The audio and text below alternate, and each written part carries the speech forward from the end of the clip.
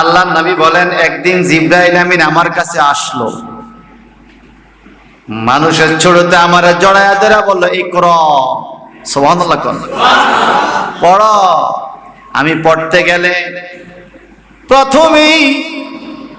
প্রথমেই জিবরাইল ফেরেশতা ডাইকা বলে, আলহামদুলিল্লাহি রাব্বিল আলামিন। এটা একটা মত। আবার নবী আরেক জায়গায় বলছেন, প্রথমেই জিবরাইল আমিন ডাইকা বললেন, ইকরা বিইসমি রাব্বিকাল্লাযী খলাক। এখন কোন সূরা আগে নাজিল হইল এটা নিয়ে মুফাসসিরে কেরামের মধ্যে যুক্তি তর্ক। সকলের মতে সূরা আলাকের প্রথম 5 আয়াত, ইকরা বিইসমি রাব্বিকাল্লাযী খলাক, এই 5টা আয়াত আগে নাজিল হয়েছে। এটা হলো সূরার অংশ, কিন্তু পূর্ণাঙ্গ সূরা সর্বপ্রথম নাজিল হয়েছে সূরা ফাতিহা। এটার নামে ফাতিহা মানে শুরু। ফাতিহা মানে কি? শুরু মানে কোরআন নাজিল হওয়া শুরু। সুবহানাল্লাহ বলেন। ভাই সাহেব আমার, এই সূরা নামাজের মধ্যে পড়তে হয়, হয় কি হয় না? বিশুদ্ধ হাদিসে পাওয়া যায়, কেরাতুল ইমামে লাহু কেরাত ওয়ানসিতু, বলে জগতের মানুষ শোনো, ইমাম সাহেব যখন সূরা ফাতিহা কেরাত পড়বে নামাজে, তোমরা চুপ থাইকো। সুবহানাল্লাহ। তোমরা কি থাইকো? শুধুমাত্র কুলু আমিন। যখন ওয়ালাদ দাল্লিন বলবে তখন তোমরা আমিন বলিও। সুবহানাল্লাহ বলেন না? মাওলায়া সাল্লি ওয়া সাল্লিম দাইমান আবাদান আলা হাবিবিকা। ফাতিহাতুল কিতাব, কোরআন, কোরআনের ভূমিকা 2 নম্বরে। 3 নম্বরে উম্মুল কোরআন, কোরআনের মূল। 4 নম্বরে সূরাতুল কানজ, কানজুন মানে ভান্ডার, ধন ভান্ডারের সূরা বলা হয় সূরা ফাতিহাকে। সুবহানাল্লাহ। ধন ভান্ডারের সূরা। এই নামের ব্যাখ্যাটা একটু শোনাবো।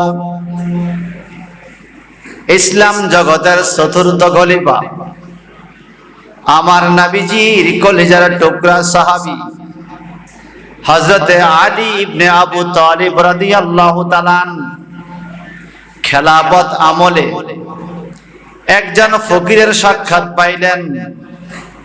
ফকির ভিক্ষুক এসে বলে, হুজুর আমাকে একটু ভিক্ষা দিবেন, আমাকে একটু ভিক্ষা দেন। হযরতে আলী রাদিয়াল্লাহু তাআলা আনহু বলেন, আমি তোমাকে ভিক্ষা দিব, তুমি আমাকে কি দিবা? বলে, আপনি কি চান? বলে, ভিক্ষা দিলে তো ফকিরে দোয়া করে, করে না? আল্লাহ তারে বাঁচাক, যেই দোয়া জীবনও করে না হেডুও করে, আল্লাহ তারে 500 বছর হায়াত দেখ, এরকম দোয়াও ফকিরে করে। ভিক্ষা দোয়া ঠিক আছে। বলে, হুজুর আপনি কি দোয়া চান? বলে, আমি চাই আমি তোমাকে ভিক্ষা দেব, তুমি সূরা ফাতিহা তেলাওয়াত করে সওয়াবটা আমারে দিবা। আর জোরে বলবেন না সুবহানাল্লাহ। আমগো দেশে তো সূরা ফাতিহা মনে করে সবাই পারে, এটা আর কি পড়লে কি না পড়লে। ফকিরটা একা বলে, হুজুর বলেন কি? হ্যাঁ এটাই। ফকির কিছুক্ষণ চোখ বন্ধ করে চলে যায়। ভিক্ষা নিবা না? বলে, হুজুর আমি ভিক্ষা নিব না। বলে, কেন? বলে, আমি তো কিছুই জানি না, আপনি হলেন এলেমের শহরের দরজা। সুবহানাল্লাহ বলেন। যেমন গত কিছুদিন আগে আমাদের দরবার শরীফের মুরিদ মাওলানা শহীদুল্লাহ বাহাদুরের সাথে আলে হাদিস কওমি আলেমদের বহস হয়েছে এই একটা হাদিস নিয়ে। নবীজি বলেছেন, আনা মদিনাতুল ইলমে ওয়ালিয়ুন বাবুহা, আমি হলাম এলেমের শহর, আলী হলো সেই শহরের দরজা। এইটা ওহাবিরা মানে না। ওহাবিরা মানে না। আচ্ছা আপনি বলেন তো, আল্লাহ বলছে নামাজ পড়া ফরজ। যদি কেউ নামাজ পড়া ফরজ না মানে আল্লাহর কি লস আছে? বলেন আল্লাহ লস আছে? যদি কেউ রোজা রাখা ফরজ না মানে আল্লাহর কি লস হবে? কেউ যদি হযরত আলীকে এলেমের শহরের দরজা না মানে কোনো সমস্যা নাই। এটা তো ঈমানের বিষয়, মহব্বতের বিষয়। একটা হাদিস শরীফ পড়লাম এই তাফসীরটা পড়তে যাইয়া, সাহাবায়ে কেরাম বলেন, আমার ঘরের দরজায় এসে তোমরা 3 বার সালাম দিবা, অনুমতি পাইবা। অনুমতি না পাইলে বাইর হইয়া যাইবা, আমার ঘরে ঢোকার অনুমতি তোমাদের নাই। ইল্লা আলী, সুবহানাল্লাহ, ইল্লা আলী। সাহাবীরা কয়, আলীও তুমি এত ভালোবাসা নবীর থেকে কেমনে পাইলা?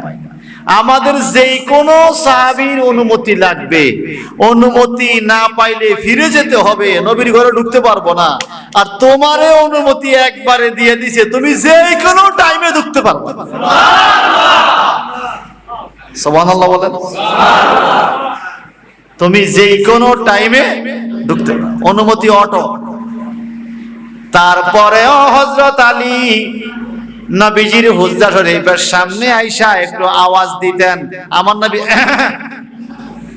মাওলা আলী কর, নবী যদি গলা একটু আওয়াজ দিত আমি বুঝতাম এটাই আমার অনুমতি, আমি ঢুকে যাইতাম।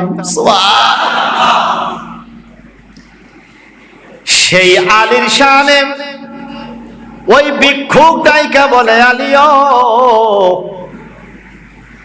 আমি অল্প জ্ঞানে দেখলাম সূরা ফাতিহায় যত সওয়াব, যত নেকি, আমি এত নেকি আপনাকে দিতে পারি না, দিব না। ফকিরও মজা করতেছে, বলে কত নেকি? বলে আমি শুনছি আমার নবী বললেন 7 আসমান 7 জমিন আর সূরা ফাতিহা 7 আয়াত। যদি কোন মানুষ 7টা আয়াত তেলাওয়াত করে রে, আল্লাহ পাক ওই মানুষটার আমলনামায় এত নেকি দিবে 7 আকাশ 7 জমিন ভরিয়া যাবে। এত নেকি সূরা ফাতিহা পড়লে কে দিব? কে দিবে? আল্লাহ। আমার নবী বলেন এই সূরা ফাতিহা এত বরকতি সূরা, এটার নাম হলো সূরাতুল কানজ, ধন ভান্ডারের সূরা। তো বুঝাইয়া কও, নবীজি বলেন আসমানে জমিনে যত ধন ভান্ডার রয়েছে, যদি তুমি সমস্ত ধন ভান্ডার তোমার হস্তগত করতে যাও, সূরা ফাতিহা পড়ো, আমার আল্লাহ তোমাকে এত ধনী বানিয়ে দিবে। নবী গো, জীবনে কত দোয়া করলাম কবুল হয় না।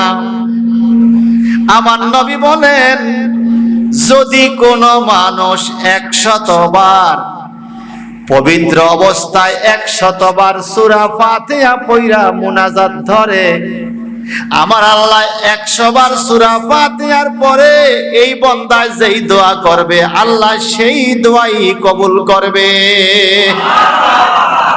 আবার মনোযোগ দিয়ে শোনেন তাইলে, সূরাতুল কানজ অর্থ হইল ভান্ডার সূরা। সূরাতুল কাফিয়া, কাফিয়া মানে যথেষ্ট প্রাচুর্য সম্পন্ন।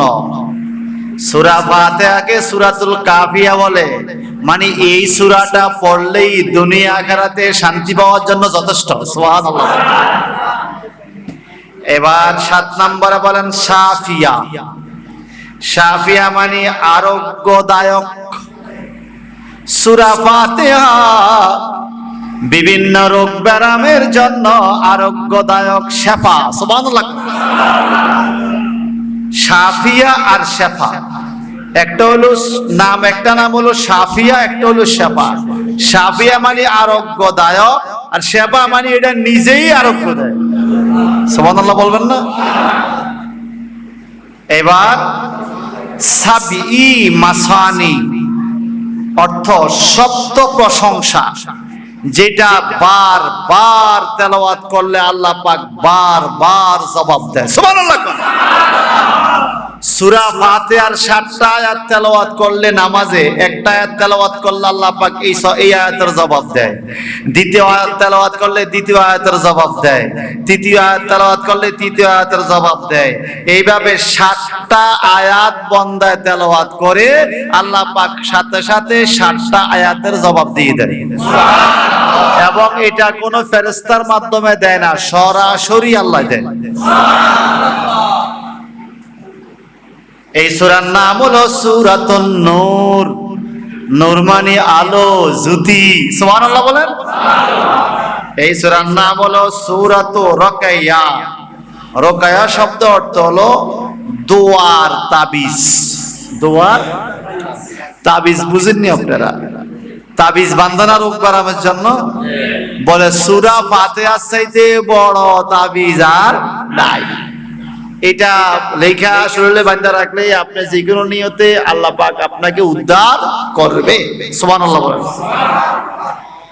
সূরাতুল হামদ প্রশংসার সূরা, যা শুরুতেই লেখা আছে আলহামদু। আল হামদু প্রশংসার সূরা। সূরাতুদ দুআ প্রার্থনার সূরা। তালিমুল মাসআলা মাসলা মাসাইল শিক্ষার সূরা। সুবহানাল্লাহ। এখানে মাসলা মাসাইল আছে, শুনবেন সামনে আসতেছে। সূরা ফাতিহা মাসলা মাসাইল আছে, মাসলা মাসাইল শিক্ষার সূরা। সূরাতুল মুনাজাত মুনাজাতের সূরা। সুবহানাল্লাহ। আর জোরে বলবেন না সুবহানাল্লাহ? এরপরে বলেন সূরাতুত তাফবিদ। তাফবিদ মানে অর্পণ করা, কাউকে কিছু দান করা। যেমন এই সূরা পয়রা মুর্দে গান্দার রূহ রাস্তে ফাতিহা দেওয়া হয়। সুবহানাল্লাহ। আমি সূরা ফাতিহা পড়ছি, আল্লাহ আমার মা বাপকে সূরা ফাতিহা সূরা ইখলাসের সূরা তুমি ক্ষমা করো, বলে না? এটাকে বলে অর্পণের সূরা। সূরাতুস সাওয়াল জিজ্ঞাসা করার সূরা। উম্মুল কিতাব কিতাবের মূল। ফাতিহাতুল কোরআন কোরআনের সূচনা। সূরাতুস সালাত নামাজের সূরা। সুবহানাল্লাহ। আমার আল্লাহর নবী কোরআন শরীফে সূরা ফাতিহাকে এতগুলো নাম দিছে, 25টা নাম। কয়টা? 25টা। বলেন সূরা ফাতিহার নাম কয়টা? আমি আবার 1 মিনিটে শোনাই। সূরাতুল ফাতিহা, ফাতিহাতুল কিতাব, উম্মুল কোরআন, সূরাতুল কানজ, সূরাতুল কাফিয়া, সূরাতুল ওয়াফিয়া, সূরাতুশ শাফিয়া, সূরাতুশ শাফা, সাবই মাসানি, সূরাতুন নূর, সূরাতুর রুকাইয়া, সূরাতুল হামদ, সূরাতুদ দোয়া, তালিমুল মাসআলা, সূরাতুল মুনাজাত, সূরাতুত তাফবীর, সূরাতুস সাওয়াল, উম্মুল কিতাব, ফাতিহাতুল কোরআন, সূরাতুস সালাত। এইভাবে 25টা নাম। সুবহানাল্লাহ। আরো জোরে বলবেন না সুবহানাল্লাহ? হাদিস শরীফের মধ্যে পাওয়া যায়, আমার নবীজি ইরশাদ করেন, তিরমিজি শরীফে হাদিস, তাওরাত, ইনজিল এবং জব্বর কিতাবে বহু রকম বরকতের সূরা আছে, কিন্তু সূরা ফাতিহার মতো এত দামি এত বরকতি সূরা তাওরাত, ইনজিল আর জব্বর কিতাবে নাই। সুবহানাল্লাহ। এটা আমাদের নবীর উম্মতের জন্য আল্লাহ পাক খাস ভাবে দান করছে। সুবহানাল্লাহ। বন্ধুরা আমার, একজন ফেরেশতা আসমান থেকে অবতীর্ণ হয়, রাসূল পাক সাল্লাল্লাহু আলাইহি সাল্লামকে শুভ সংবাদ দেন, নবী গো আপনাকে আমি 2টা শুভ সংবাদ দিচ্ছি। যেরকম শুভ সংবাদ আদম নবী থেকে শুরু করে এই পর্যন্ত আর কাউকে দেওয়া হয় নাই। দুইটা খবর দিতে আসছি। বলে কি খবর? বলে এক নাম্বার হইলো সূরা ফাতিহা, দুই নাম্বার হলো সূরা বাকারার শেষ 3 আয়াত। সুবহানাল্লাহ। সূরা ফাতিহা শুভ সংবাদ আপনার উম্মতের জন্য, আর সূরা বাকারা শেষ 3 আয়াত আপনার উম্মতের জন্য শুভ সংবাদ। সুবহানাল্লাহ। দুইটাই দোয়া। সূরা ফাতিহাটাও দোয়া এবং সূরা বাকারার শেষ 3 আয়াত দেখেন পুরাটাই আল্লাহর কাছে দোয়া। আল্লাহ দোয়া শিখায় বান্দাকে কিভাবে কিভাবে দোয়া করলে কবুল হবে। তো এই দুইটাই আমাদের জন্য শুভ সংবাদ। বাসাবাড়ির থেকে যারা শুনতে পাচ্ছেন আপনারাও পড়বেন সূরা ফাতিহা এবং সূরা বাকারার শেষ 3 আয়াত অত্যন্ত দামি ফজিলতপূর্ণ আয়াত। সুবহানাল্লাহ বলেন। আল্লাহর হাবিব বলেন সূরা ফাতিহা সকল রোগের শেফা। এটা দারামি শরীফের হাদিস। এবং কোন মানুষ যদি কবরে পড়ে যাইয়া সূরা ফাতিহা তেলাওয়াত করে, কমপক্ষে 40 দিন পর্যন্ত কবরে আযাব বন্ধ থাকবে। তো শর্ত হইল ওই কবরবাসী ঈমানদার হতে হবে। কি হতে হবে? ঈমানদার। খবরদার মন্দিরে যায় সূরা ফাতিহা পড়লে এই সওয়াব পাওয়া যাবে না। যেতে হবে ঈমানদারের কবরের পাড়ে। ঠিক কি না? ওখানে যাইয়া পড়লে কোনো কাজ হবে না, যেখানে যাইয়া পড়লে কাজ হবে সেখানে যেতে হবে। আল্লাহ কবুল করুক, আমিন বলেন। এখন আসেন হুজুর, এই সূরাটা কবে নাজিল হইল? এত বরকতি সূরা। এই সূরা নাজিলের ব্যাপারে বিভিন্ন মতামত রয়েছে। হযরতে ইবনে শুরাইবিল থেকে বর্ণিত, তিনি বলেন রাসূল পাক বলেছেন এই সূরাটা মাক্কি জীবনেও নাজিল হয়েছে, মাদানী জীবনেও নাজিল হয়েছে। সুবহানাল্লাহ। কোরআন শরীফে লেখা আছে সূরাতুম মাক্কিয়া, আবার কোথাও লেখা আছে মাদানিয়া। এটাতে একমত পোষণ করেছে এই সূরার মধ্যে মক্কি এবং মাদানী কেন? ওই যে 30 পারা কোরআন সূরা ফাতিহার ব্যাখ্যা, 30 পারা কোরআনে যেরকম মক্কি সূরা আছে, মাদানী সূরা আছে, সূরা ফাতিহার আয়াতগুলো মক্কি মাদানী মিলাইয়া আল্লাহ দান করেছে। কয়টা আয়াত? 7 আয়াতের তাফসীর পুরা 30 পারা কোরআন। ভাই সাহেব আমার, আল্লাহর নবী বলেন একদিন জিবরাইল আমিন আমার কাছে আসলো, মানুষের ছোটতে আমার জড়ায়া ধরে বলল ইকরা। সুবহানাল্লাহ। পড়ো। আমি পড়তে গেলে প্রথমেই জিবরাইল ফেরেশতা ডাইকা বলে আলহামদুলিল্লাহি রাব্বিল আলামিন। এটা একটা মত। আবার নবী আরেক জায়গায় বলছেন প্রথমেই জিবরাইল আমিন ডাইকা বললেন ইকরা বিইসমি রাব্বিকাল্লাযী খলাক। এখন কোন সূরা আগে নাজিল হইল এটা নিয়ে মুফাসসিরে কেরামের মধ্যে যুক্তি তর্ক। সকলের মতে সূরা আলাকের প্রথম 5 আয়াত ইকরা বিইসমি রাব্বিকাল্লাযী খলাক, এই 5টা আয়াত আগে নাজিল হয়েছে।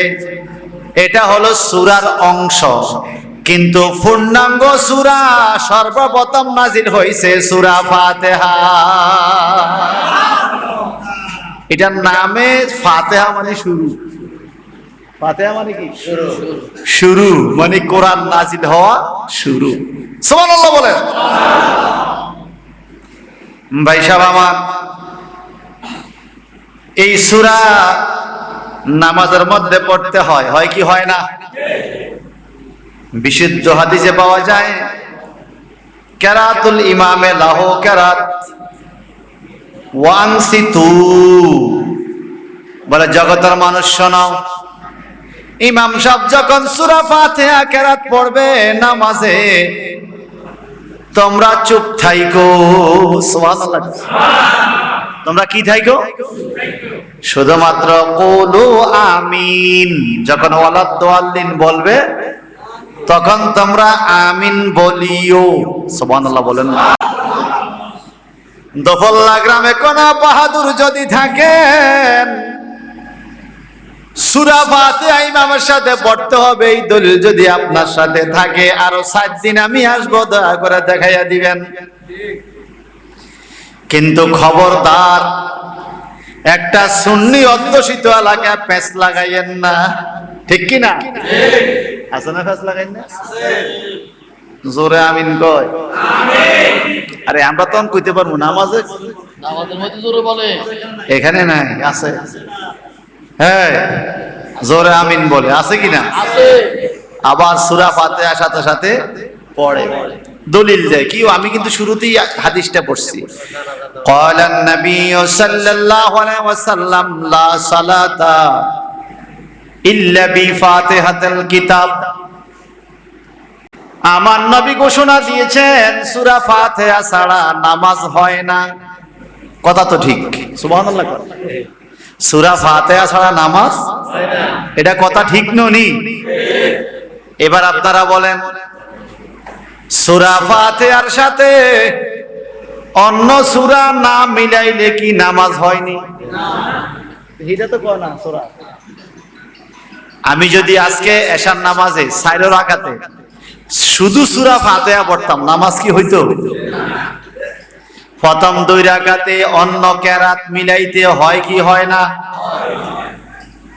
তাহলে আপনি যে বলতেছেন সূরা ফাতিহা না পড়লে নামাজ হয় না, হাদিসে তো আছে সূরা ফাতিহার সাথে প্রথম 2 রাকাতে অন্য সূরা না মিলাইলে ফরজের বেলা নামাজ হবে না। সুন্নত নফলে 4 রাকাতে সূরা না মিলাইলে হবে না। এখন আপনি সূরা ফাতিহা পড়লেন, অন্য সূরা পড়লেন না, আপনার নামাজ কেমনে হবে? লাগবে। আর অসংখ্য ওলামায়ে কেরাম ওনার বিরুদ্ধে চলে গেছে, বলছে নবীর সহিহ হাদিস, নবী বলছে সূরা ফাতিহা না পড়লে নামাজ হবে না।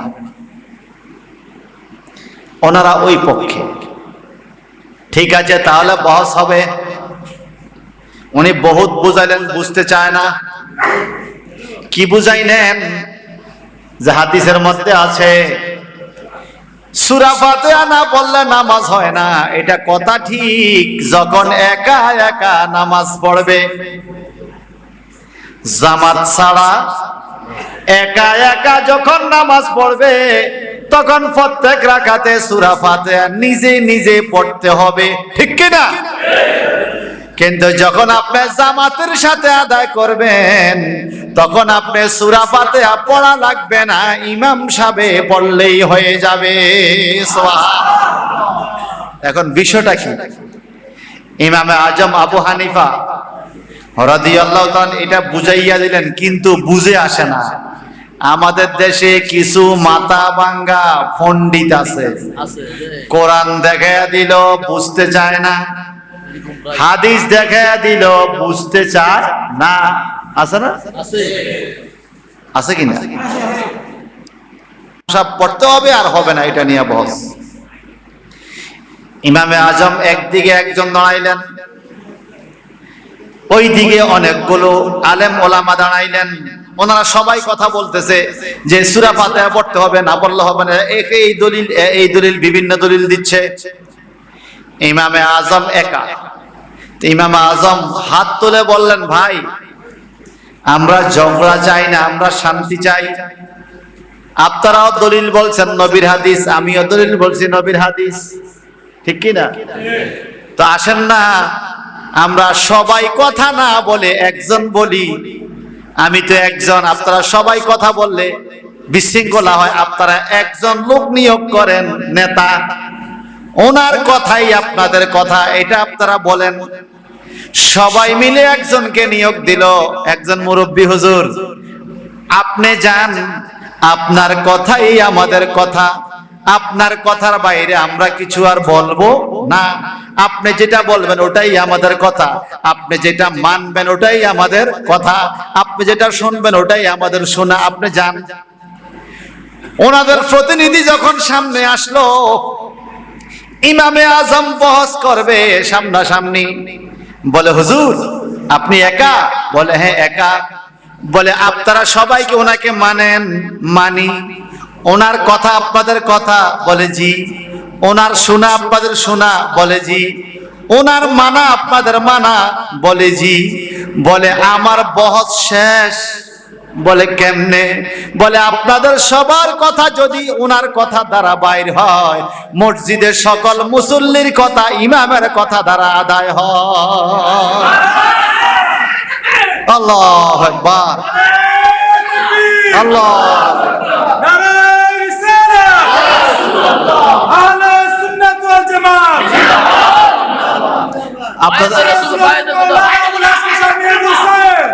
শোনেন, হানাফি মাযহাব, হানাফি মাযহাব জিন্দাবাদ বলেন। হানাফি মাযহাব, হানাফি মাযহাব।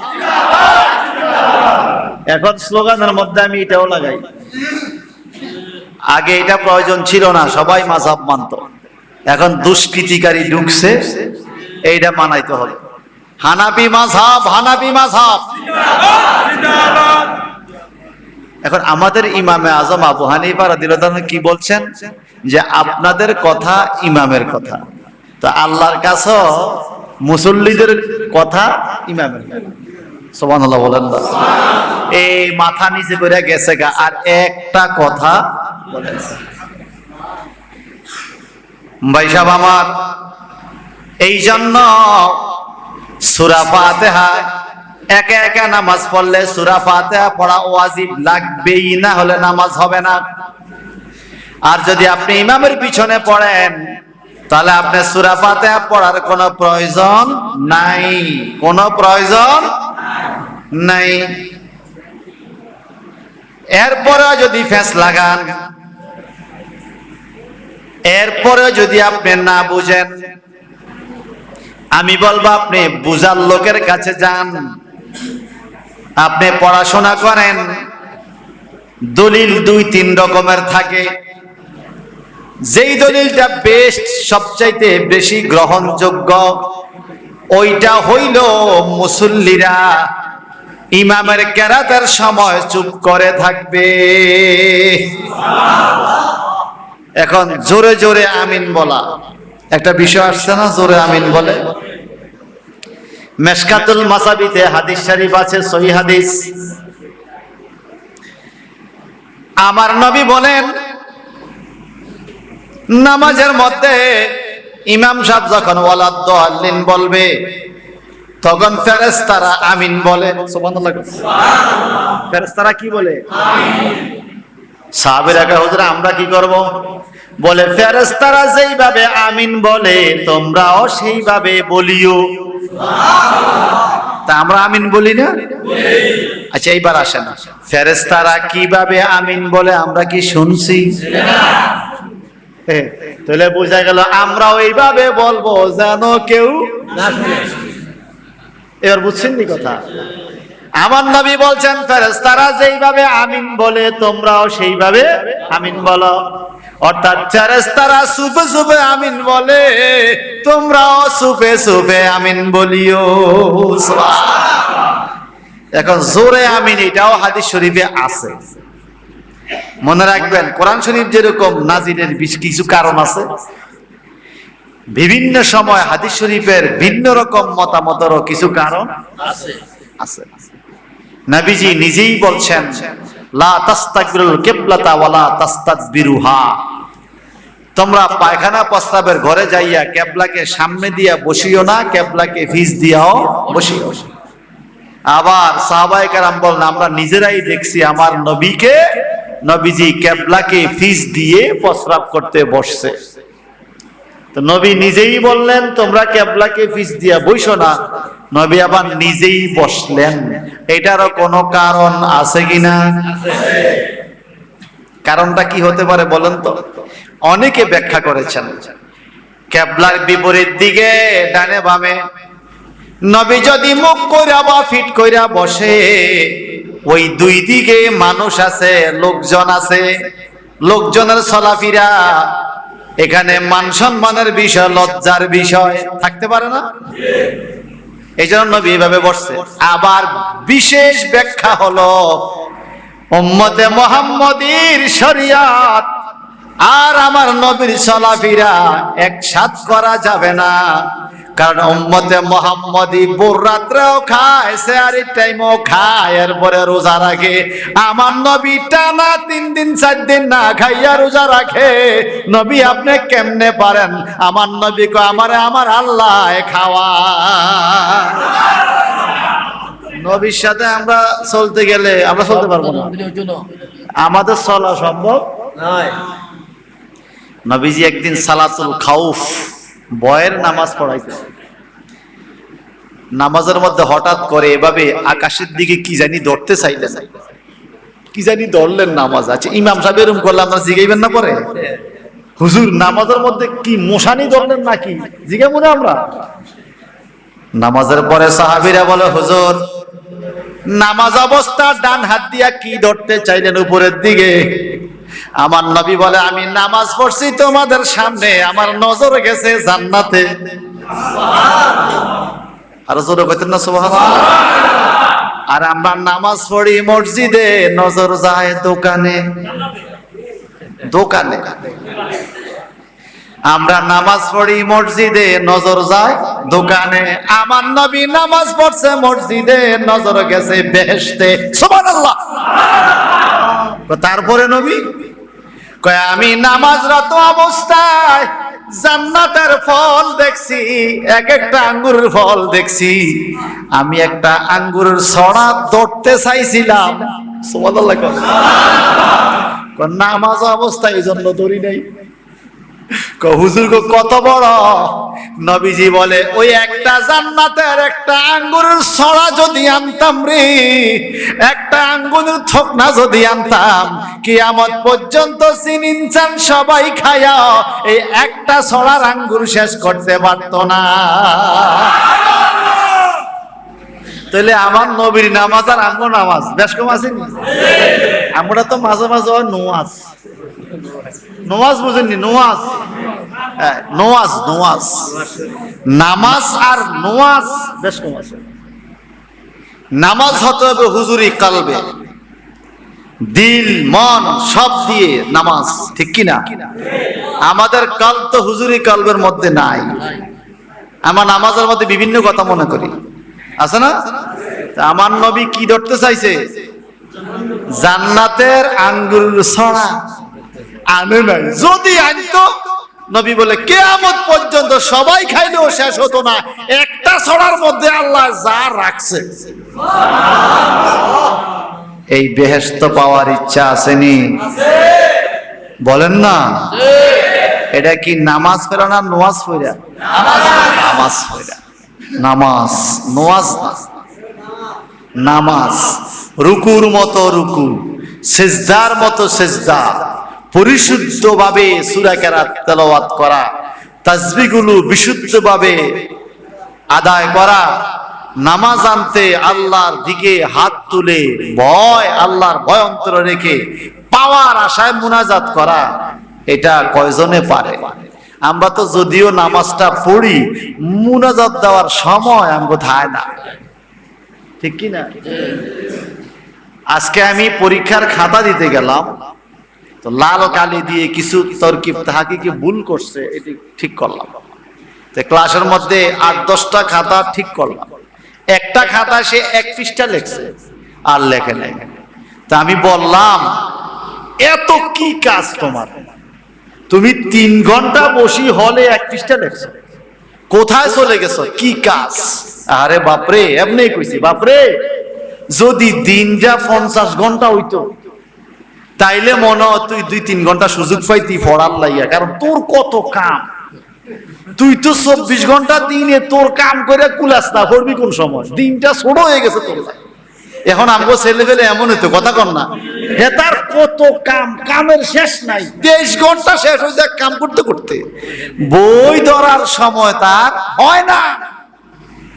দিনটা যদি 50 ঘন্টা হইতো তাইলে সে 30-35 ঘন্টা তার কাম কইরা বাকি টাইম হয়তো পড়তে পারতো, কিন্তু খোদা তো এত লম্বা দিন দেয়। প্রত্যেকটা শিক্ষা প্রতিষ্ঠানে এখন,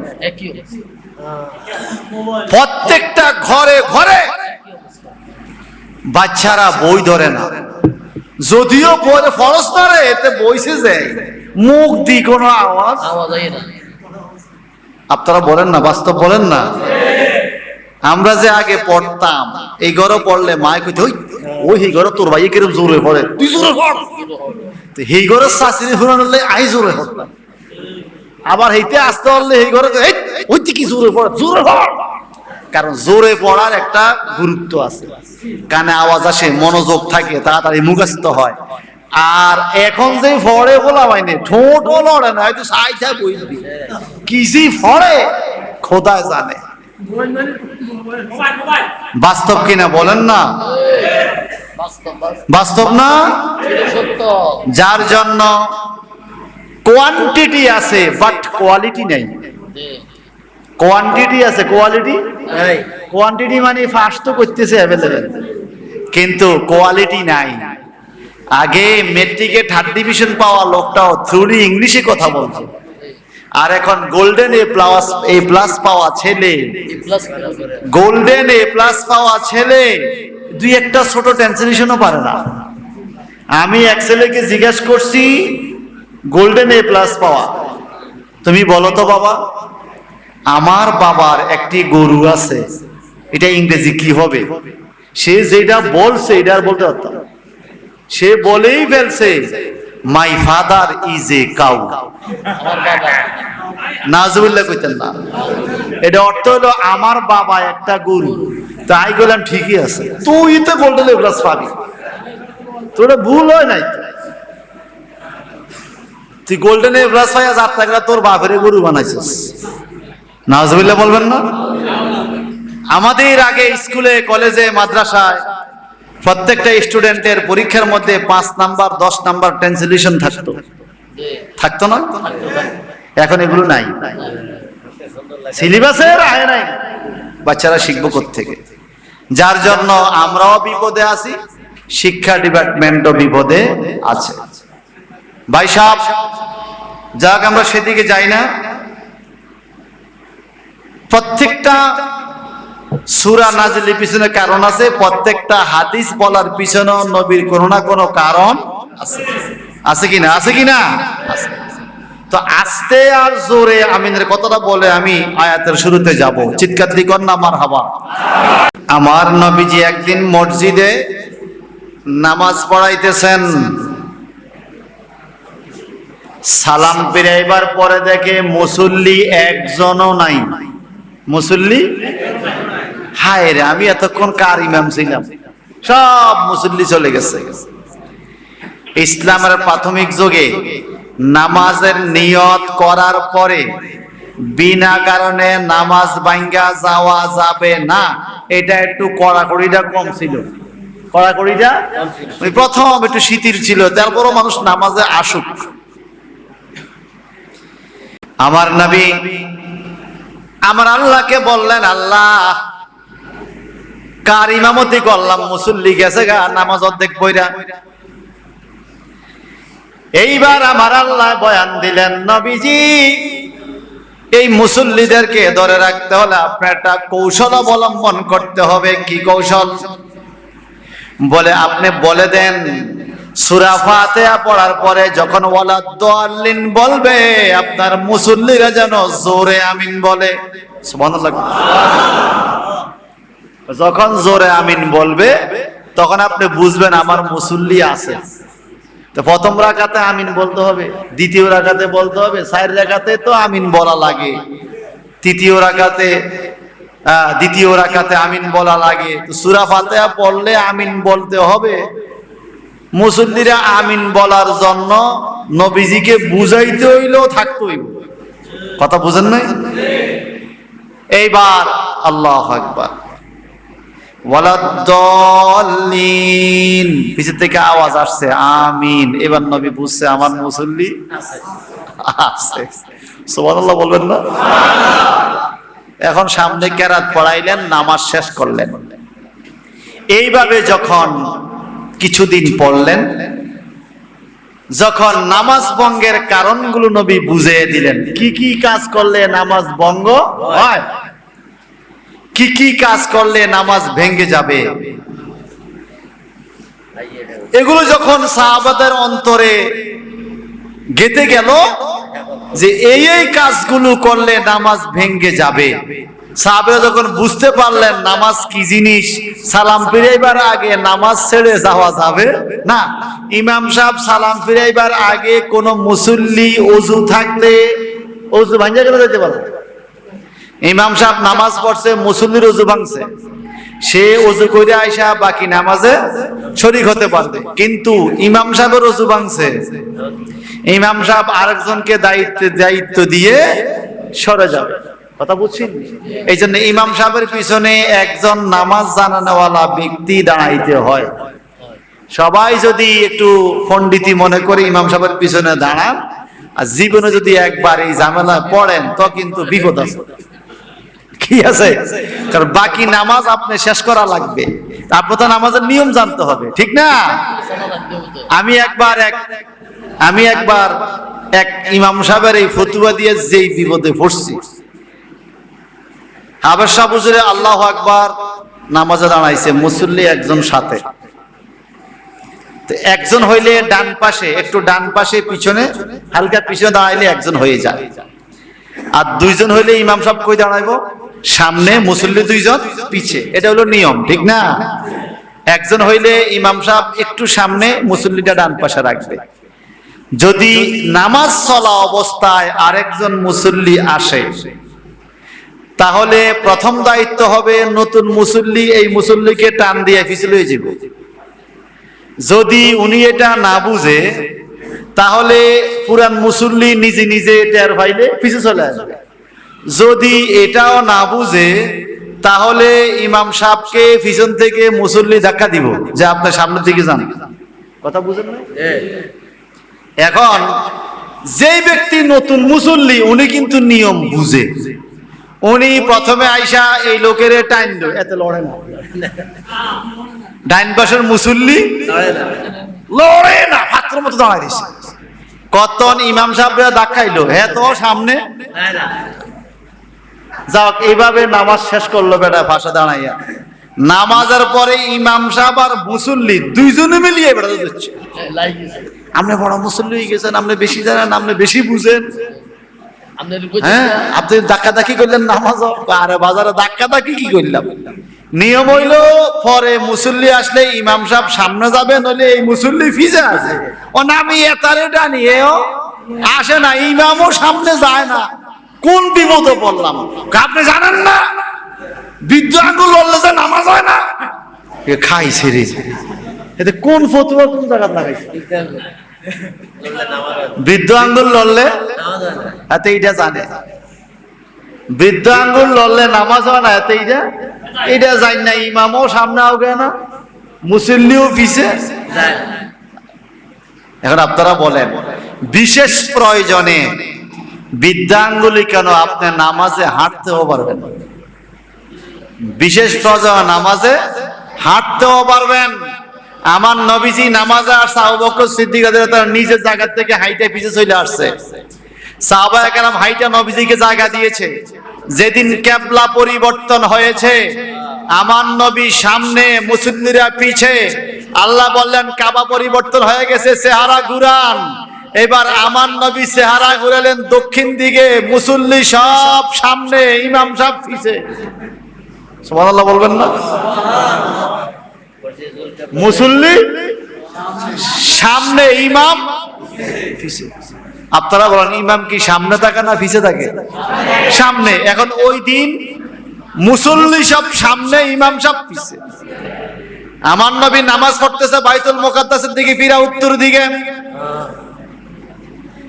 হঠাৎ করে আল্লাহ পাক নাজিল করলেন, আপনি চেহারা ঘুরাইয়া পেলেন নবী গো দক্ষিণ দিকে নামাজ অবস্থায়। এখন নবী যখন উত্তর দিকে, মুসল্লি তো নবীর পিছনে দক্ষিণ দিয়া। নবী যখন দক্ষিণ দিকে মুখ ঘুরাইলেন, এবার মুসল্লিরা সামনে, ইমাম সাহেব পিছে। নামাজ কি হবে?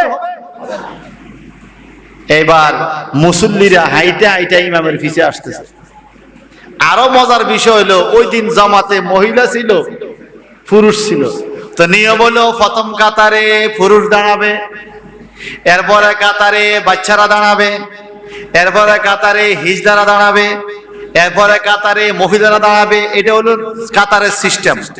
প্রথম কাতারে প্রাপ্তবয়স্ক পুরুষ, এরপরে কাতারে অপ্রাপ্তবয়স্ক শিশুরা, এরপরে কাতারে হিজলারা, এরপরে কাতারে মহিলারা।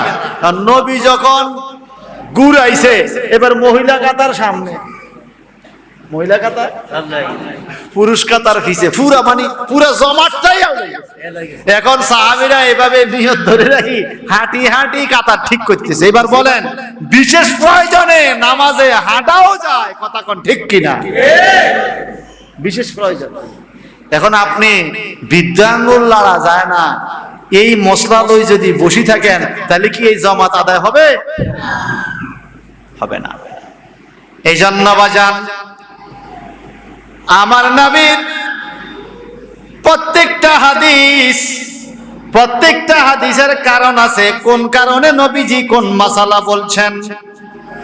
ইসলামের প্রাথমিক যুগে নামাজের গুরুত্ব যখন বেশি বুঝে আসে নাই, নামাজের মুসল্লিদেরকে দইরা রাখার জন্য জোরে আমিন শর্ত আমার নবী দিয়া দিলেন। যখন সবাই নামাজের মর্ম বুঝে গেছে, এইবার নবী বলছেন ওয়া আনসিতু, তোমরা নীরব থাকিও, আস্তে আমিন বলিও, জোরে বলিও না। একটু জোরে জোরে বলুন সুবহানাল্লাহ। সর্বশেষ সিদ্ধান্তটাই তো রায়। রায় কোনটা? লাস্টের কথাটা রায় নয়, লাস্টের কথাটাই কি রায়। আমার নবীজি বললেন নাহাইতুকুম আন জিয়ারাতে কুবুর, আমি তোমাদেরকে নিষেধ করছি তোমরা কবর জিয়ারত কইরো না। কেন? ইসলামের প্রাথমিক যুগে মুসলমানদের আলাদা কোনো কবরস্থান ছিল না। ইহুদি, খ্রিস্টান, মুশরিক, মুসলমান সবার কবর এক জায়গায়। এখন ইহুদিরা ইহুদিদের কবরে পাড়া যায়, সেজদা দেয়, ভক্তি দেয়, হ্যাঁ পূজা করে। মুসলমানরাও তার বাবার কবরে পাড়ে যায়। ইহুদিরা বলা শুরু করছে ওই দেখছো আমরাও কবরে পাড়ে যাইয়া চাই, তোমরাও কবরে পাড়ে যাইয়া চাও। এই জন্য আমার নবী ইসলামের প্রাথমিক যুগে কবর জিয়ারত নিষেধ করছে। যখন মুসলমানদের আলাদা কবরস্থান হয়ে গেল, মুসলমানরা জিয়ারত কি এবং পূজা কি এটা বুঝে গেছে। বলেন আমরা কি জিয়ারত করি না পূজা করি? আমরা কি কবর জিয়ারত করি না পূজা করি? জিয়ারত করি। পূজা করা হারাম। পূজা করা কি হারাম। কেউ যদি পূজা করে করক, তার কাছে আরাম লাগলে এতে করক, আমরা বাধা দেই না। তবে আমরা একমাত্র সেজদা করি আল্লাহকে আর জিয়ারত করি মুর্দে গানের, ঠিক কিনা? যখন মুসলমান বুঝে গেল জিয়ারত করা যাবে, সেজদা করা যাবে না, এটা যখন বুঝে গেল তখন আমার নবী বললেন ফাজুরুহা ফাইন্নাহা তুযাক্কিরুল আখিরা, তোমরা বেশি বেশি কবর জিয়ারত করো, কবর জিয়ারত করলে আখিরাতের কথা মনে হবে। তো সিদ্ধান্ত দুইটা। প্রথম বলছে নাহাইতুকুম আন জিয়ারাতে কবর, আমি তোমাদেরকে কবর জিয়ারত নিষেধ করছি। আবার দ্বিতীয়বার সিদ্ধান্ত দিয়েছে ফাজুরুহা ফাইন্না তুযাক্কিরুল আখিরা, তোমরা বেশি বেশি কবর জিয়ারত করো। প্রথম নিষেধ করছে, পরে আবার হুকুম দিছে। তাহলে কোনটা সিদ্ধান্ত? লাস্টেরটা সিদ্ধান্ত না? এখন আমার দেশে কিছু লোক আছে, আমরা কেন ইমাম আযম আবু হানিফাকে মানবো? নবী যেভাবে পড়ছে নামাজ আমরা সেভাবে পড়বো। আমি বলবো ঠিক আছে, আমরা তো এটাই বলি, নবী যেভাবে পড়ছে আমরা সেভাবেই পড়বো, ঠিক কিনা? বলেন না ঠিক কিনা? আচ্ছা এবার আপনারা বলেন, আমি যদি বলি আমি কেন এখন চিৎকার দিব? মুক্তিযুদ্ধ যে দেখছে তার সাথেই আমি কথা বলবো। তাইলে আমি কমপক্ষে 60 বছরের উপরে যার বয়স তার সাথে কথা কওয়া লাগবে না? কারণ 60-65 এখন যার, উনি যুদ্ধের টাইমে 10-11 বছর বয়সের, কিছুটা ওনার মনে থাকবে। আর যে তার বয়স 50 বছরের পরে আমি তার জিজ্ঞেস লাভ আছে না, হে তো যুদ্ধ দেখে এটার বাবার বিয়েও না। কথা বলেন না, খুব খেয়াল করেন। যারা বলি আমরা নামাজ পড়ছে আমরা সেভাবেই পড়বো, তো নবী কিভাবে নামাজ পড়ছে এটা তো আমি দেখি নাই, এটা দেখছে সাহাবীরা। কথা কন না। এই দেশের আহলে হাদিসের কোন শায়েখ কি দেখছে নবী কিভাবে নামাজ পড়ছে? কোন কওমি আলেম কি দেখছে নবী কিভাবে নামাজ পড়ছে? কোন সুন্নি আলেম কি দেখছে নবী কিভাবে নামাজ পড়ছে? আমরা কেউ দেখছি?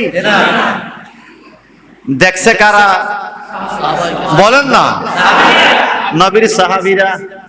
তো নবীর সাহাবীরা কিভাবে নামাজ পড়ছে ওটা দেখছে তাবিঈরা, ওনাদেরটা তো সঠিক হবে। তো ইমামে আজম আবু হানিফা ছিলেন তাবিঈ, নবীর সাহাবীরা কিভাবে নামাজ পড়ছে এটা দেখা দেখা উনি কিতাবে সিদ্ধান্ত দিছে। ঠিক নয়? তাইলে আমরা কি মুক্তিযুদ্ধের আগে যার জন্ম তার কথা মানবো না পরেরটা মানবো? পরে জন্ম এতে তো বুঝেই নাই, দেখেই নাই যুদ্ধ কেমনে হয়েছে। তা আমার নবীর যুগে যারা ছিল সাহাবায়ে কেরাম কিভাবে নামাজ পড়ছে সাহাবীরা এটা দেখছে মাযহাবের ইমাম ইমামে আজম আবু হানিফা। আর উনি বইলা গেছে নাভির নিচে নামাজের হাত বান্ধিও, আমি দেখছি সাহাবীরা নাভির নিচে হাত বাঁধে। তোমরা আস্তে আমিন বলিও, আমি দেখছি সাহাবীরা নামাজের মধ্যে আস্তে আমিন বলে। তোমরা সূরা ফাতিহা পড়িও না, আমি দেখছি সাহাবীরা সূরা ফাতিহা পড়ে নাই, ইমামে শুধু সূরা ফাতিহা পড়ছে।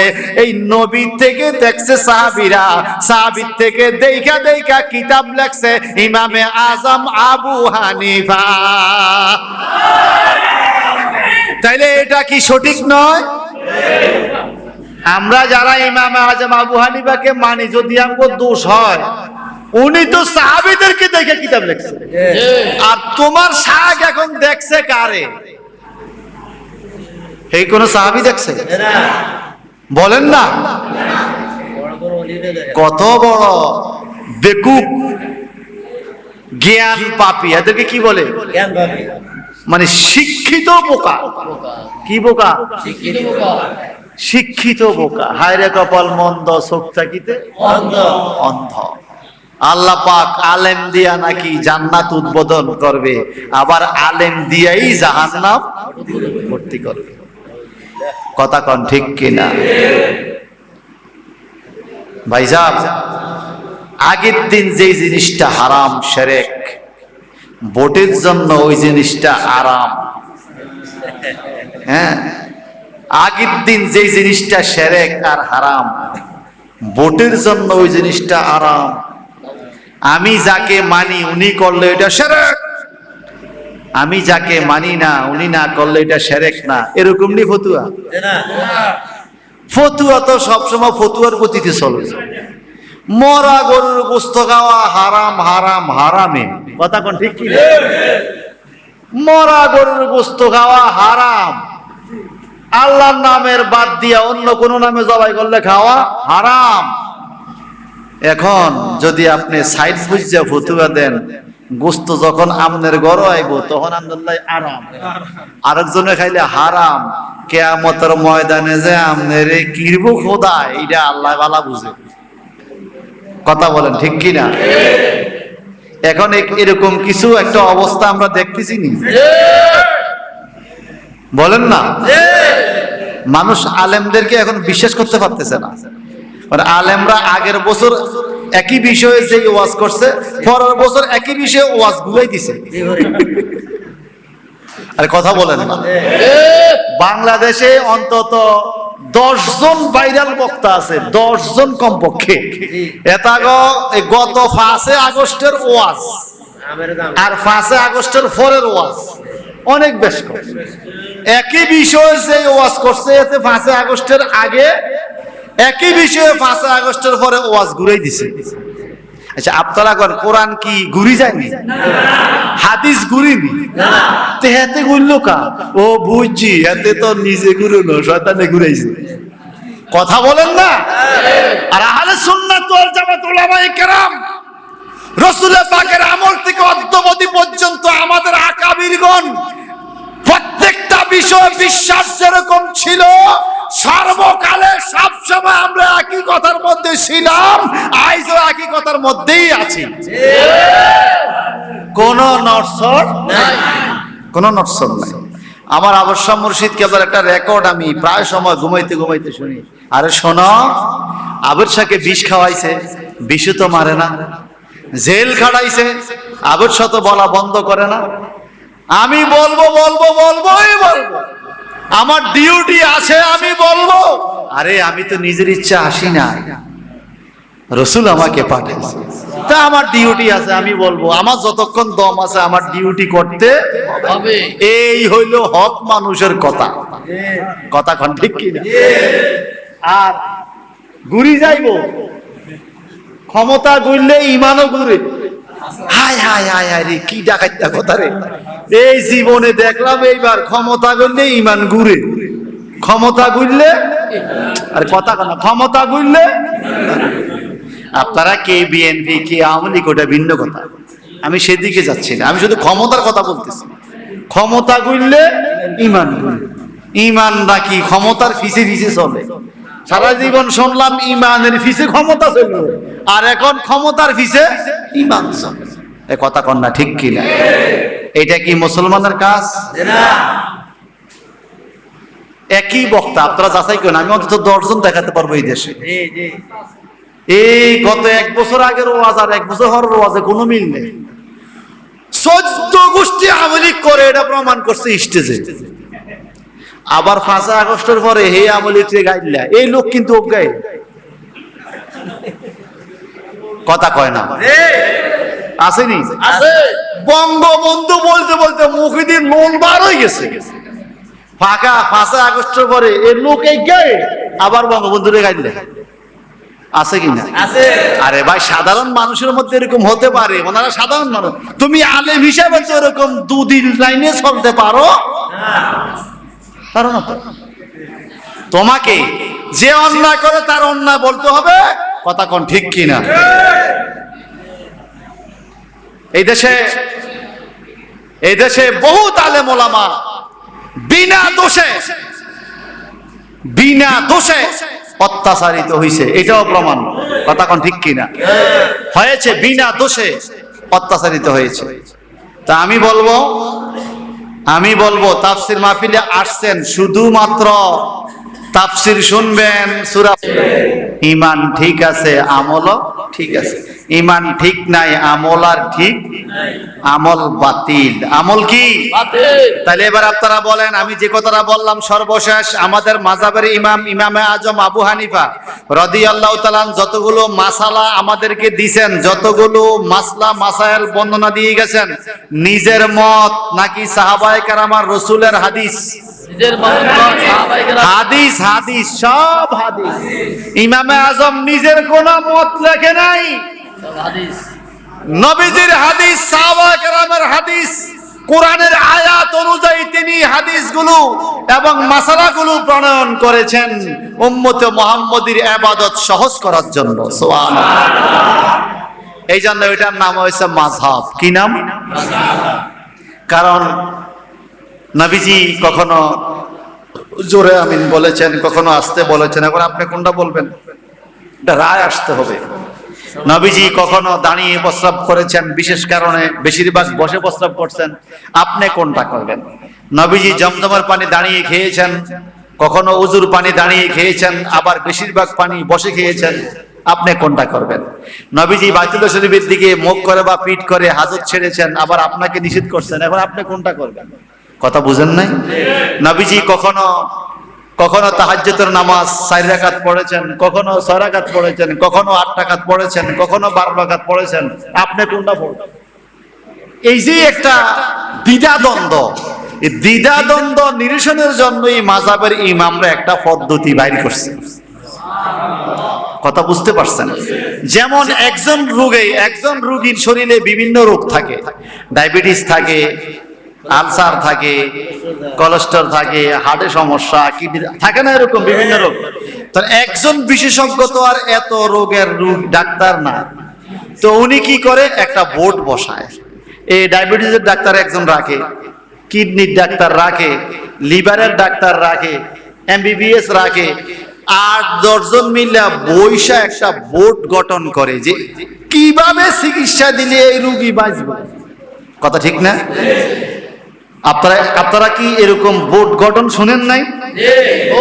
জটিল জটিল রোগীকে নিয়ে বিভিন্ন ডিপার্টমেন্টের ডাক্তাররা বসে একটা বোর্ড গঠন করে, সকল ডাক্তারদের মতামতে একটা সিদ্ধান্ত হয় এইভাবে চিকিৎসা করলে এই রোগীটার উপকার হবে। ঠিক কিনা?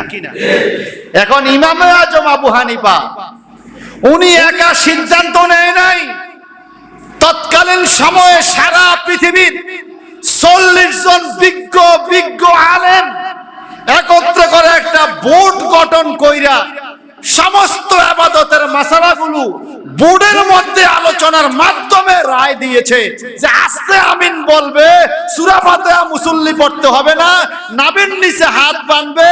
এই রায়গুলো উনি বোর্ডের মাধ্যমে দিয়েছে। আপনার মতো দুইটিকা শায়েখের কথায় তাবিদের বোর্ড বাতিল হবে না।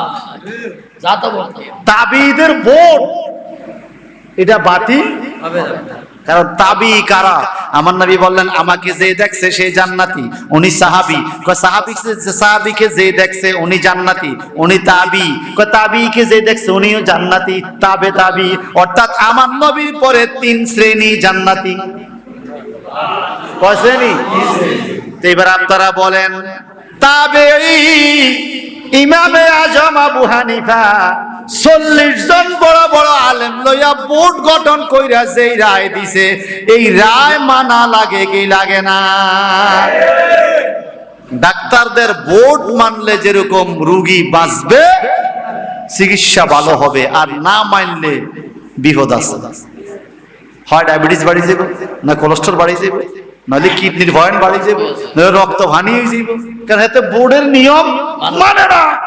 আমাদের দেশে এখন মাযহাব না মাইন্না নিজের মতো করে যারা করতে চায়, এদের সমস্যা আছে, এদের সমস্যা আছে। আল্লাহ যেন বুঝার তৌফিক দেন, আমিন বলেন। আমার সাথে একটু পড়েন, আউযু বিল্লাহি মিনাশ শাইতানির রাজীম, বিসমিল্লাহির রাহমানির রহিম,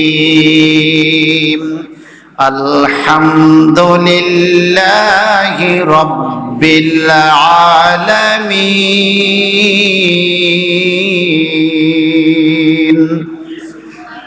আলহামদু, সুবহানাল্লাহ। ওটা একটু শুনি, আলহামদু। আলহামদু শব্দের অর্থ হলো সমস্ত প্রশংসা, সমস্ত প্রশংসা। লিল্লাহে, আল্লাহর জন্য, রব্বিল আলামিন, যিনি বিশ্ব জগতের প্রতিপালক, সমস্ত কুল কায়নাতের প্রতিপালক কে? আল্লাহ।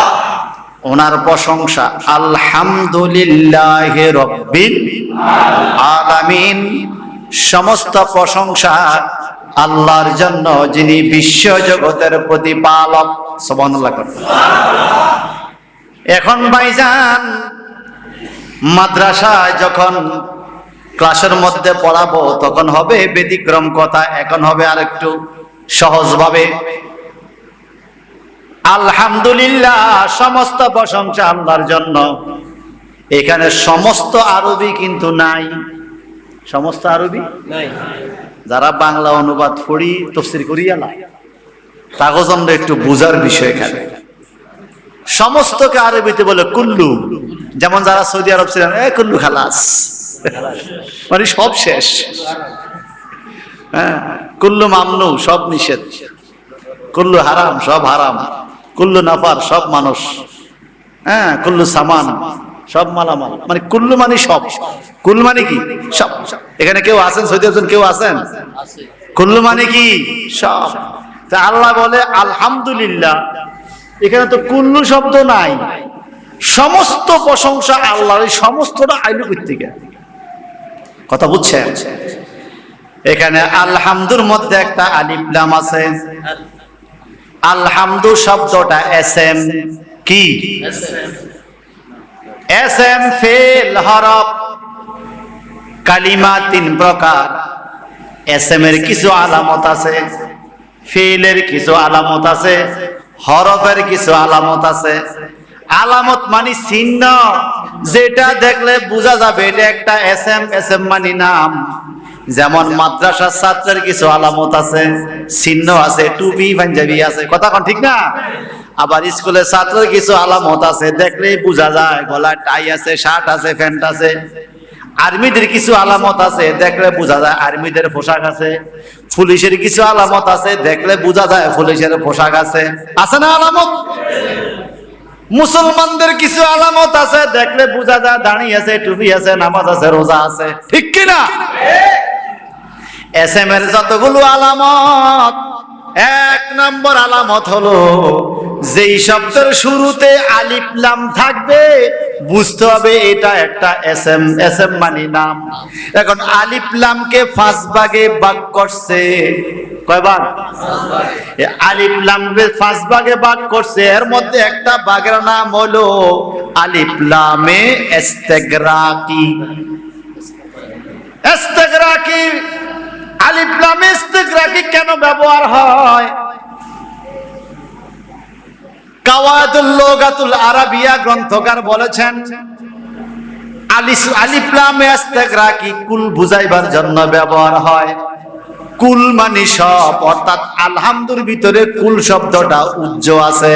এই জন্য আল্লাহ বলেছেন আলহামদু মানে সমস্ত প্রশংসা লিল্লাহ, আল্লাহর জন্য। একটু জোরে জোরে বলুন সুবহানাল্লাহ। কার জন্য? আল্লাহর জন্য। আসেন আল্লাহ পাক এই আয়াতের ব্যাখ্যা আরেক আয়াতে করছে। আমার আল্লাহ এই আয়াতের ব্যাখ্যা বহু জায়গায় করছে। আল্লাহ পাক নিজে নিজে ওয়াজ করে, কয় শোনো সমস্ত প্রশংসা আল্লাহ। যদি প্রশ্ন করেন কে করে, প্রশংসাটা কে করে? আমার আল্লাহ বলেন সূরাতুল হাসরের প্রথম আয়াত, সাব্বাহা লিল্লাহি মা ফিস সামাওয়াতি ওয়া মা ফিল আরদ ওয়া হুয়াল আজিজুল হাকীম। সুবহানাল্লাহ বলেন। আপনাদের ঘুমাইয়ে কে বুঝেন না? এতক্ষণ বুঝছে, অনেকটা কঠিন লাগতেছে যে এখন না তফসির শুরু হয়েছে। বেশি কষ্ট হয়? কঠিন লাগলেও শোনেন। যত শুনবেন মনে রাখবেন তত বেশি জান্নাতি খাবার মা বাবার কবরে আল্লাহ দিতেছে। সাব্বাহা লিল্লাহি মা ফিস সামাওয়াতি ওয়া মা ফিল আরদ ওয়া হুয়াল আজিজুল হাকীম।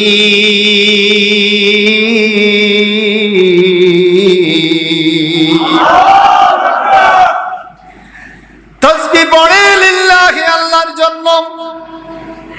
মা ফিস সামাওয়াতি, আসমানে যাহা কিছু আছে, ওয়া মা ফিল আরদে, জমিনে যাহা কিছু আছে, সব কিছু তাসবিহ পড়ে কার? আল্লাহ। আবার সূরা হাসরের শেষ দিকে আল্লাহ কি কইছে? ইউসাব্বিহু লাহু মা ফিস সামাওয়াতি ওয়াল আরদ ওয়া হুয়াল আজিজুল হাকীম। সুবহানাল্লাহ। আসমানে জমিনে যাহা কিছু আছে সব কিছু তাসবিহ পড়ে কার? আল্লাহ। আলহামদু, সমস্ত প্রশংসা কার? আল্লাহ। একটা পিঁপড়া যদি তাসবিহ পড়ে এটা আল্লাহর প্রশংসা। প্রশ্ন, হুজুর এটা কি জবান আছে? আর জবান ছাড়া আল্লাহ তাসবিহ পড়ানো যায়? যায় না, যায় না। আল্লাহ নিজেই কোরআনে বলেছেন আশ-শামসু ওয়াল কমারু বিহুসবান ওয়ান নাজমু ওয়াশ-শাজারু ইয়াসজুদান। আল্লাহ চন্দ্র সূর্য আল্লাহর কক্ষপথে চলে, আল্লাহর মাইনাস হলে, মাইনাস হলে মানে আল্লাহ তাসবিহ করে। আর ওয়ান নাজমু ওয়াশ-শাজারু, লতা পাতা আর গাছপালা, ইয়াসজুদান, আমার আল্লাহরে সিজদা করে। সুবহানাল্লাহ। এইবার দফল্লা শাহরাস্তি গ্রামের বন্ধুরা রে, আপনার ঘরের ডাইনে বামে শত শত গাছের লতা পাতা আছে, আপনাকে যদি জিজ্ঞেস করি ভাই আপনার বাড়ি, আপনার ঘর, আপনার গাছপালার মধ্যে সবচাইতে দামি কে? আপনি বলবেন আপনি নিজে দামি। আপনাকে কে দামি বানাইলো? বলবেন আল্লাহ। বলবো আপনি কি চান? বলবে লতা পাতা, গাছপালা, মাছ, গরু, ছাগল, পশু পাখি, আল্লাহ সবকিছু আমার কল্যাণে সৃষ্টি করছে। তো যাদেরকে আল্লাহ আপনার কল্যাণে সৃষ্টি করছে তারা আল্লাহর তসবিহ পড়ে, আপনি এত কল্যাণ পাইয়াও তসবিহ না পড়ে ঘুমাইয়া রইছেন ফজরের টাইমে। কথা বলা ঠিক কিনা? কে কত নম্বরের বেকুব আপনি? আপনি কত নম্বরের বেকুব? আপনার ডাইনে বামে সমস্ত গাছপালা তসবিহ পড়তেছে, সকালবেলা আজানের টাইমে ফাকিরাও ডাকে সুবহান কুদ্দুসুন রাব্বুনা রাব্বুল মালাইকাতি। সুবহানাল্লাহ বলেন না? আমার নবীজি মেরাজের রাত্রে একটা মোরগ দেখছে। মোরগের শুরুতে একজন ফেরেশতা আর কি, উনি দোয়া পড়তে সুবহান কুদ্দুসুন রাব্বুনা রাব্বুল মালাইকাতি। ফেরেশতারা রে বিষয় কি? বলে যখন পৃথিবীতে আজান হয় তখন এখান থেকে এই মোরগের ডাক দেয়। পৃথিবীর মোরগগুলো তার ডাক শুনে সাথে সাথে কুকুরুত কইয়া উঠে। সেই মোরগ তুমি খাইবা, তোমার খেদমতে আল্লাহ পাক সৃষ্টি করলো, সেই মোরগে আমার আল্লাহর তাসবিহ পড়ে আর তুমি ঘুমায়া রইছো, জবাব দেওয়া লাগবে কিনা বলেন? লাগবে না? আমার এটা মাথায় ঢুকে না যে মানুষ আবার ফজরের আজানের পরে কেমনে শুইয়া থাকে, এটা আমার ঘরও বিশ্বাস হয় না। আমার তো দূরের কথা, আমার ঘরের মধ্যেই কথা বিশ্বাস হয় না। আজান দিবে সাথে সাথে ঘরের সবাই জেগে যাবে, সবাই উঠে যাবে, ওগার ঘরে ডাকতেছে, নামাজের কথা বলতেছে, নামাজ প্রয়োজনে নামাজের পরে আবার শুইবে, কিন্তু নামাজ না পড়ার কোনো সুযোগ নাই। ভাত বন্ধ, রান্না বন্ধ, বাজার বন্ধ, প্রয়োজনে কথাবার্তা বন্ধ, সম্পর্ক বন্ধ হয়ে যাবে, তবুও নামাজ বন্ধ করা যাবে না। কারণ নামাজ হলো আমার মালিকের সাথে সম্পর্কের লাইন। আল্লাহর সাথে সবচেয়ে বড় সম্পর্কের সিস্টেমের নাম হইল নামাজ। সুবহানাল্লাহ বলবেন না? তো আমি যদি পরিবার পরিজনের সাথে সম্পর্ক রাখতে যাই, আমার আল্লাহর সাথে সম্পর্ক কাটা যায়, তা আমার এই সম্পর্কের কি দরকার? কোন দরকার আছে? কিয়ামতের ময়দানে কি আমাকে আল্লাহ বাঁচাইবে না পরিবারে বাঁচাইবে? আল্লাহ বাঁচাইবে। তো সম্পর্ক কার সাথে থাকতে হইব? আল্লাহর সাথে। তো যার ৫ ওয়াক্ত নামাজ আছে তার সাথে আল্লাহর সাথে সম্পর্ক আছে। জোরে জোরে বলুন না সুবহানাল্লাহ। এই জন্য সূরা ফাতিহার প্রথম শব্দটা আল্লাহ পাক নামাজে দিয়ে দিয়েছে, প্রত্যেক রাকাতে আলহামদুলিল্লাহি রাব্বিল আলামিন আর রহমানির রহিম। জোরে জোরে বলুন না সুবহানাল্লাহ। তাহলে নামাজ আমরা পড়বো তো ইনশাআল্লাহ? সবাই বলেন নিজে পড়বো না সবাইকে নিয়ে? পরিবার পরিজন সবাইকে, ছোট বাচ্চাদেরকেও শিখাবেন নামাজ, সাথে করে মসজিদে নিয়ে আসবেন, নিজের সাথে পড়াবেন, এরাও অভ্যাস করবে, এরাও অভ্যাস। আমার ছোট ছেলে নামাজের সময় হয় নাই, এটা আরো 3 বছর আগের কথা। এই ঘুমের মধ্যে আসছিল, নামাজ পড়ে নাই। আম্মুর জিজ্ঞে, আম্মু আমি যে নামাজটা পড়লাম না, ছোট মানুষ, আমি কি করবো? তোমার আব্বুর জিজ্ঞে। তা আমার জিজ্ঞে, আব্বু নামাজ না পড়লে কি করতে হয়? আমি কইছি নামাজ পড়তে হয়। কেমনে? সময় চলে গেল, কাজা করতে হয়। এত উজু করি কাজা পড়া আরম্ভ করছে। আমার কাছে খুব ভালো লাগছে। ছেলে পেলে যদি নামাজই হয়, এটা হলো বাবার বড় সার্থকতা, মায়ের বড় সার্থকতা। ছেলে মেয়ে যদি নামাজি হয়, বাবা আপনার জীবনের ইনকামটা কাজে লাগবে। আমরা কি চাই না আমাদের ছেলে মেয়েগুলো আমাদের জন্য দোয়া করুক? চাই না? তা আপনার ছেলে নিজে নামাজ না পড়ে ফিসাব নিয়ে কবরে বড় দোয়া করে লাভ হইব? হ্যাঁ, ফিসাবের দোয়া আপনি ফিসাবের বরকত পাবেন, কিন্তু আপনার ছেলের দোয়াটা তো বড় দোয়া। কথা কোন ঠিক না? আপনার ছেলে যদি কবরে পড়ে নাও যায়, যদি সে 5 ওয়াক্ত নামাজ পড়ে, দোয়া অটো যাইতে থাকবে। তাহলে নামাজ, সন্তানদেরকে নামাজ পড়াইবার অভ্যাস করব তো ইনশাআল্লাহ? বলেন না, করব তো? নামাজের অভ্যাস হলে আল্লাহর সাথে সম্পর্ক হবে। নামাজের অভ্যাস নাই আপনার ঘরে, বুঝবেন সবার সাথে সম্পর্ক আছে, মগর মালিকের সাথে নাই। মালিককে? সোজা কথা, সবার সাথে সম্পর্ক আছে, মালিকের সাথে নাই। নামাজ আছে, সম্পর্ক আছে, নামাজ নাই, সম্পর্ক নাই। ভাই সাহেব, আগে তো ইমাম সাহেব হুজুররা বাঁচতো কে নামাজ পড়ে কে পড়ে না, কার ঘর দাওয়াত খাওয়ান যাবো, কার ঘর অনার বাসেনি। এইটা কি ইমাম সাহেবের দোষ না পাবলিকের দোষ? মানে ইমাম সাহেব চিন্তা করছে আমি বাঁচলে খাইম কার ঘর, বাঁচতে গেলে তো আর খাওয়াইন না, খাওয়াইন না লোক কম পাইবো, পাইতো না ভাই, বেড়া বাইতেন যাই খাইয়াই লাগবো ভাত। আমাদের সমাজে প্রত্যেকের ঘরে এখন 100% নামাজি নাই, কথা বলেন না? আপুতে ঘরে ঝি পড়ে না, ঝি পড়ে বউ পড়ে না, বউ বললে নাতি পড়ে না, আছে না এরকম?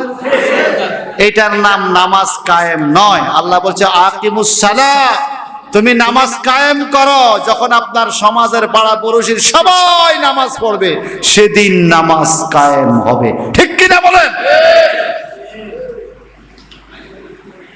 তা আল্লাহ পাক বলেন সাব্বাহা লিল্লাহি মা ফিস সামাওয়াতি ওয়া মা ফিল আরদ, আসমানে এবং জমিনে যা কিছু সবাই তাসবিহ পড়ে আল্লাহর। কার?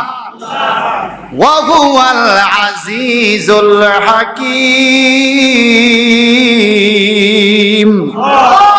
তিনি মহাপরাক্রমশালী এবং প্রজ্ঞাময়, সবচেয়ে বড় বিচারক কে? আল্লাহ। আল্লাহ পাক আবার একই আয়াতের তাফসীর একই ভাবে সূরাতুস সাফ প্রথম আয়াতে আল্লাহ পাক বলেন সাব্বাহা লিল্লাহি মা ফিস সামাওয়াতি ওয়া মা ফিল আরদ ওয়া হুয়াল আজিজুল হাকীম। ঠিক একই ভাবে আয়াতটা আল্লাহ পাক বলেন আসমান জমিনে যারা আছে সবাই আল্লাহর তাসবিহ পড়ে। এরপর আয়াতটা কি বলছে? এই শোনো নামাজীরা, কি ইয়া আইয়ুহাল্লাযিনা আমানু লিমা তাকুলু মা লা তাফআলুন, ও ঈমানদাররা রে, লিমা তাকুলু, কেন তোমরা বলো, লিমা তাকুলুনা মা লা তাফআলুন, যেটা তোমরা করো না। তুমি যেটা করো না ওইটা আরেকজনকে করতে কেন বলো? এখানে আমি আরেকটা কেন বলছি, যে আপনি আপনার ছেলেকে নামাজের কথা বলবেন, ছেলে দেখবে আপনি নিজেই পড়েন না, সে কি পড়বে? বলেন না, সে পড়বে? যখন আপনি নিজে পড়বেন তখন বলতেও হবে না, দেখায় দেখায় সে পড়বে। আর যখন আপনি দেখবেন পড়ে না, তখন আপনি বলবেন। 7 বছর তো শুরু হবে, বাবা নামাজ পড়ো।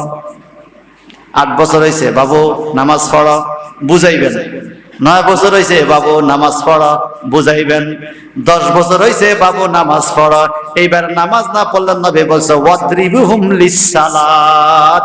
10 বছর হইয়া গেলে আর আদর চলবে না, নামাজ না পড়লে তাদেরকে ফিডাও, ফিডাইয়া ফিডাইয়া হইল নামাজ পড়াও। এবার আপনারা বলেন তো, নামাজ আল্লাহ ফিডাইছেন নি? কেউ আছেন? নাতি পুতি ছেলে মেয়ে নামাজ পড়া না, 10 বছর উপরে বয়স হয়েছে, কেউ ফিডাইছেন করে? নবী তো বলছে ফিডাইতে, ফিডাইয়া হইলেও নামাজ পড়াইছে। আপনি ফিডাইয়া আপনার দলে রাখছেন, ফিডাইয়া জাগাত দলিল শিখাইছেন, মাইরা ধাক্কাইয়া জাগা দখল করাইছেন। আজকে কচুয়া এক বাতিজা সাসার ফেডি দি সিটা জানি ঢুকেছে না, না ওই যে টেডা টেডা চুরি নি যাও, সাসার ফেডি দি বাতিজা এইদিকে তো সেদিক চলে গেছে, ঢাকা নিতেছে কেন? জাগা লই, কি লই? আচ্ছা বাতি যায় কি জাগা চিনি? চিনাইছে তো বাপে, কে? এই তো সাসারে এটা দেওয়া যাইতে, ওটা আমগো জাগা, বাপে চিনাইছে না? তো বাপে জাগা চিনাইতে পারছে, সাসার লগে খুনাখুনি কইরা। কিন্তু বাপে যে নামাজের জন্য কোনদিন ফুলার একটা দমক দিল না, কিয়ামতে তার জবাবটা দেওয়া লাগবনি? বলেন না লাগবে? লাগবে, ছাড়াছাড়ি নেই। আপনি নিজে নামাজ পড়েন, ছেলে পড়ে না, আপনাকে তো আল্লাহ পাক জিজ্ঞাসা করবে কিয়ামতে, আপনাকে ছাড়বে না। আল্লাহ তুমি আমাদের সবাইকে নামাজ পড়ার তৌফিক দাও। তো আল্লাহ বললেন ইয়া আইয়ুহাল্লাযিনা আমানু লিমা তাকুলুনা মা লা তাফআলুন, হে ঈমানদারগণ তোমরা তাহা কেন বলো যাহা তোমরা করো না। তাহলে কোন একটা ওয়াজ করতে হলে আগে আমি নিজে আমল করা লাগবে, এরপরে আমি অন্যদেরকে বললে সেটা কাজে লাগবে। আল্লাহ পাক এই আয়াতের ব্যাখ্যা সূরা জুমায় করেছেন, ইউসাব্বিহু লিল্লাহি মা ফিস সামাওয়াতি ওয়া মা ফিল আরদিল মালিকিল কুদ্দুসিল আজিজিল হাকিম। সুবহানাল্লাহ বলেন না? বলে আসমানে জমিনে যারা আছে সবাই আল্লাহর তাসবিহ পড়ে। বলে কোন আল্লাহ? আল মালিকুল কুদ্দুস আল আজিজ আল হাকিম, যিনি কুদ্দুস, আজিজ এবং হাকিম। কুদ্দুস মানে পুত পবিত্র। সুবহানাল্লাহ বলেন। এইভাবে আল্লাহ পাক রব্বুল ইজ্জত কত জায়গায় বলেছেন, বহু জায়গায় আল্লাহ পাক রব্বুল ইজ্জত, যেমন সূরা তাগাবুনে আল্লাহ প্রথম আয়াতে বলেন, ইউসাব্বিহু লিল্লাহি মা ফিস সামাওয়াতি ওয়া মা ফিল আরদ লাহুল মুলকু ওয়া লাহুল হামদু ওয়া হুয়া আলা কুল্লি শাইইন কাদির। সুবহানাল্লাহ বলেন না?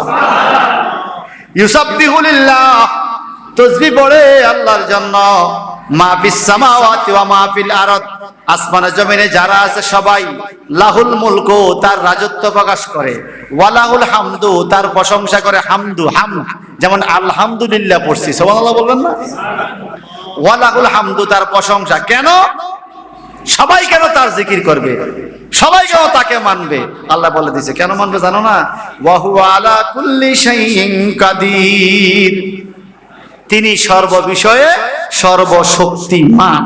আল্লাহর উপরে আর কেউ নাই, এই জন্য আল্লাহকে মানতে হবে। ঠিক কি না? হ্যাঁ, এটা এতে খেতে কইছে শুনছে। আল্লাহ বলেন হুয়াল্লাযী খালাকাকুম, যিনি তোমাদেরকে সৃষ্টি করেছেন। ফামিনকুম কাফিরুন, তোমাদের মধ্যে অনেকে কাফের। ওয়ামিনকুম মুমিনুন, অনেকে মুমিন। বলেন আল্লাহ কাফের ঘরও সৃষ্টি করছে, আমাদেরকেও সৃষ্টি করছে, মুমিনদেরকে। আমরা মুমিন হইয়া খুশি না? বলেন না? প্রত্যেকটা জবান মোহাব্বতে বলুন আলহামদুলিল্লাহ। আমরা মুমিন, আমরা কি মুমিন। তো আল্লাহ পাক বলেন ওয়াল্লাহু বিমা তা'মালুনা বাসীর, বলে কাফেরে কি কাজ করে আল্লাহ দেখে, তুমি কি কাজ করো সেটাও আল্লাহ দেখে। কাফেরের কাজ কাফেরে করবে মূর্তি পূজা, তোমার কাজ তুমি করবা মসজিদে নামাজ, কবরে জিয়ারত। তুমি মসজিদেও যাও আবার পূজাতেও যাও, এটাও কিন্তু আল্লাহ নাই দেয় না? দেখে আপনাদের কষ্ট হইতেছে মনে হয়? কথা আমার না, কোরআন শরীফে আল্লাহ বলে কে কুনমি যা সব আমি দেখি। ওয়াল্লাহু বিমা তা'মালুনা বাসীর, বাসীর মানে চোখওয়ালা। আল্লাহকে একটা চোখের পলক ফাঁকি দেওয়ার সুযোগ কারো নাই। তাহলে আল্লাহর প্রশংসা আরো আছে, দেখেন একই আয়াত, আমি ছেড়ে দিচ্ছি, অল্প আছে। একই আয়াতে আল্লাহ পাক কি বলেন? সূরা 29 পারা, সূরা মুলক, তাবারাকাল্লাযী বিয়াদিহিল মুলক ওয়া হুয়া আলা কুল্লি শাইইন কাদির। সুবহানাল্লাহ বলেন না? বরকতময় আল্লাহর হাতে সমস্ত মানুষের, মালিকের হাতে হইল ক্ষমতা, রাজত্ব আল্লাহর। কার? আল্লাহ নিজেই আল্লাহ প্রশংসা করে। তাবারাকাল্লাযী, এরা প্রশংসা কিন্তু আল্লাহ করতেছে। তাবারাকাল্লাযী বিয়াদিহিল মুলক। সুবহানাল্লাহ বলেন না? এই আয়াতের আরো আছে, আমি অনেকগুলো আয়াত বাইর করছি। আমার আল্লাহ পাক কোরআনুল কারিমে আরো অনেক আয়াত দিয়েছেন এভাবে। এই আয়াতের ব্যাখ্যায় আল্লাহ পাক বলেন সাব্বাহা, সাব্বিহ ইসমা রাব্বিকাল আলা। সুবহানাল্লাহ। এই সূরা আল্লাহ শুধু আলহামদুলিল্লাহর ব্যাখ্যা আল্লাহ এত আয়াতে করছে। সাব্বিহ ইসমা রাব্বিকাল আলা, এটা সূরা আলার মধ্যে আল্লাহ পাক বলেছেন।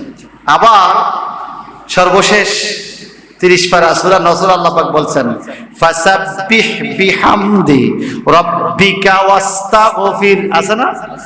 ফাসাব্বিহ, তাসবিহ পড়ো, বিহামদি রাব্বিক, তোমার রবের প্রশংসা করো। তা আল্লাহ বলছে বিহামদি রাব্বিকা, তোমার রবের প্রশংসা করো। আর আমরা প্রশংসা কি করি? আলহামদুলিল্লাহি রাব্বিল আলামিন। আর জোরে কারণ আল্লাহু আকবার। এতক্ষণ বললাম প্রশংসা করো, এইবার আল্লাহ পাকের আলহামদু শব্দ দিয়ে প্রশংসা করলে আমরা কি পাবো?